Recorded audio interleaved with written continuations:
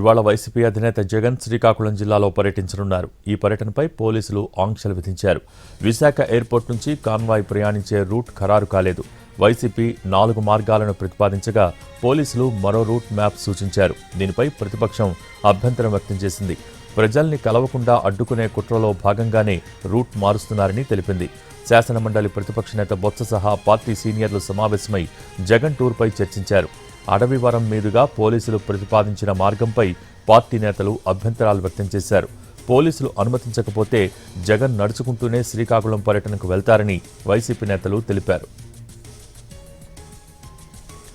ములాఖత్ వరకు మాత్రమే పర్మిషన్ ఇచ్చామని తెలిపారు పోలీసులు. ర్యాలీలు, జనసమీకరణకు పర్మిషన్ లేదని క్లారిటీ ఇచ్చారు. లా అండ్ ఆర్డర్ సమస్యల వల్ల ర్యాలీకి పర్మిషన్ ఇవ్వటం లేదన్నారు.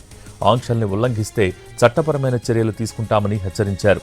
జగన్ కాన్వాయ్లో 8 వాహనాలకే అనుమతి ఉంటుందని స్పష్టం చేశారు పోలీసులు.